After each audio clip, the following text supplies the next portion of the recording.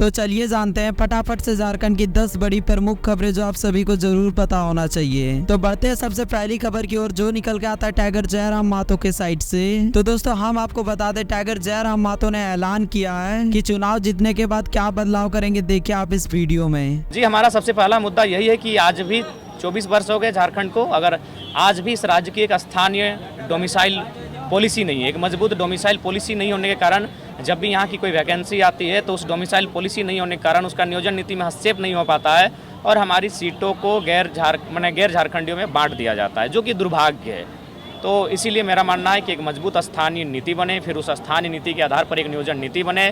चूँकि हमारा क्षेत्र नौकरियों के बाद, सरकारी नौकरियों के बाद अगर हम कहीं रोजगार सृजन करते हैं तो औद्योगिक क्षेत्र में करते हैं और माइंस के एरियाज में करते हैं। तो वहाँ जो हमारा कंपनी का जो एक्ट होगा उनमें हम लोग राज्य सरकार का जो आवेदन संदेश होगा वो केंद्र को भेजा जाएगा कि कंपनी एक्ट में ऐसा संशोधन हो ताकि वहाँ के रैयत, वहाँ के विस्थापित और उस आसपास के क्षेत्रों में बसने वाले लोगों को मैक्सिमम लाभ हो।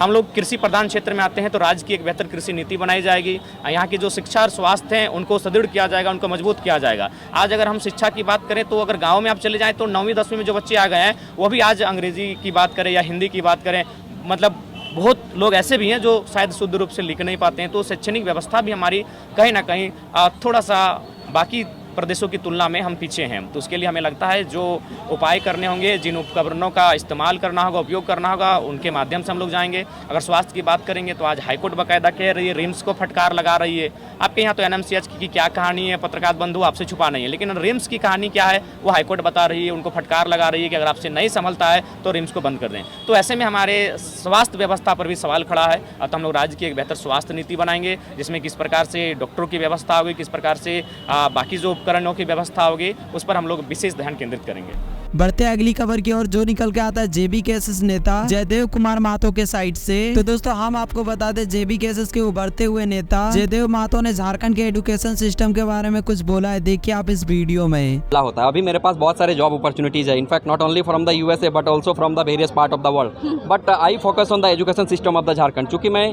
झारखंड के एक बहुत रूरल एरिया से बिलोंग करता हूँ और मैंने जो अपनी एजुकेशन की जर्नी है उसमें बहुत सारे अप एंड डाउन्स देखे हैं। तो मैं अब चाहता हूं कि झारखंड के जो मेरी आने वाली पीढ़ी है वो बिना अप डाउन देखे हुए और मतलब आगे बढ़े। और कहीं ना कहीं जब मैं यूएसए में था तो मैं न्यूयॉर्क सिटी में था और न्यूयॉर्क सिटी में एक कहावत है, every fourth people is the Indian, मतलब हर चौथा आदमी आपको इंडियन है। बट वहाँ मैं घूमा लेकिन इंडियंस तो काफ़ी सारे मिले but there were no Indians from the Jharkhand.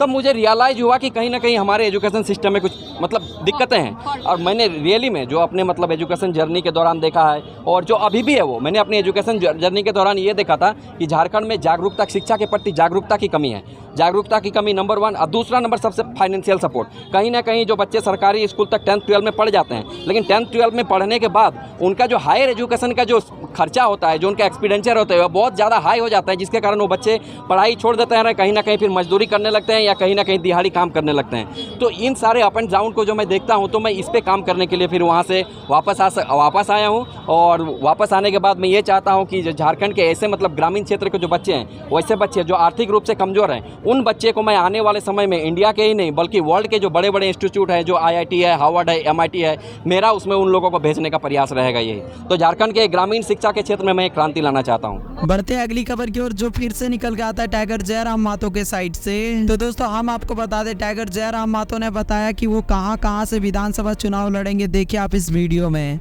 देखिए, अगर जहाँ तक मेरा सवाल है, मैं गिरिडीह लोकसभा की किसी एक सीट पे चुनाव लड़ूंगा और धनबाद लोकसभा, हजारीबाग लोकसभा में से किसी एक सीट पे चुनाव लड़ूंगा। तो यही फिलहाल मंथन चल रहा है और संगठन का भी यही निर्णय है। बढ़ते अगली खबर की ओर, जो निकल के आता है डॉक्टर इरफान अंसारी के साइड से। तो दोस्तों हम आपको बता दें, डॉक्टर इरफान अंसारी ने भानु प्रताप शाही को करारा जवाब दिया है, देखिए आप इस वीडियो में। ये आप देखिए, हमारे मुख्यमंत्री आदिवासी हैं, भाजपा का नेता बोलता है कि गट्टा पकड़ लेंगे, है औकात तुम्हारा? क्यों, कितना मन बढ़ गया। देखिए बाहर से आके देखिए, आपके गट्टा पकड़ लीजिएगा आप, मैं मुख्यमंत्री गट्टा उतार दीजिएगा, है औकात? ये हमारा मॉरल को गिराना चाहता है। हमारे देखिए आदिवासी के मुंह में पेशाब किया और उसको प्रभारी बना दिया झारखंड का। सुनिए कितना जलील कर रहा है लोग। सोचिए उस राज्य में जहाँ के मुख्यमंत्री, मैं नाम नहीं लूंगा, आप समझ रहे हैं, मध्य प्रदेश के मुख्यमंत्री, उसके क्रियाकाल में आदिवासी के मुंह में पेशाब करके पूरा वायरल करवाया इन लोगों ने। और उसी मुख्यमंत्री को झारखंड ने दिखाया, क्योंकि यहाँ आदिवासी है। और जलील करो, आदिवासी बहनों के साथ बलात्कार करवाया है लोगों ने मणिपुर में, हमारी नोचने का काम किया। यही लोग यहाँ राज करेंगे क्या? ये जो बोल देगा सुन लेंगे क्या? हम तमाम लोगों से कहना चाहता हूँ, आप लोग धैर्य रखिए, इससे आप बदला लेंगे। देखिए अभी कितना मन बढ़ गया, कह दिया कि कलर पकड़ निकाल देंगे, गट्टा पकड़ लीजिएगा।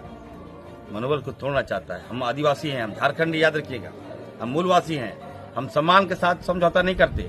ये केवल हेमंत जी को गाली नहीं दिया, यहाँ की बहनों को गाली दिया, उन माताओं को गाली दिया जिसने आदिवासी बच्चों को पैदा किया। एक एक बच्चा कभी वोट नहीं करेगा आदिवासी को, याद रखिएगा। आप सम्मान नहीं दे सकते, जलील करने के लिए आज में आपको हम लोग। बढ़ते हैं अगली खबर की ओर, जो निकल के आता है कांग्रेस विधायक नेहा शिल्पी टिर्की के साइड से। तो दोस्तों हम आपको बता दें, शिल्पी नेहा टिर्की ने झारखंड के विधानसभा में बीजेपी नेताओं को एसटी महिलाओं से माफी मांगने के लिए कहा। देखिए आप इस भाषण को। आदिवासी महिलाओं से शादी कर रहे, बच्चा पैदा कर रहे, उनको छोड़ दे रहे। अध्यक्ष महोदय, ये आदिवासी महिलाओं का अपमान भी है।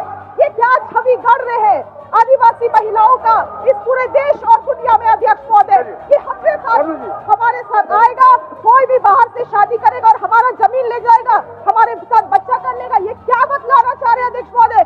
क्या गढ़ रहे हैं, छवि गढ़ रहे हैं ये अध्यक्ष महोदय?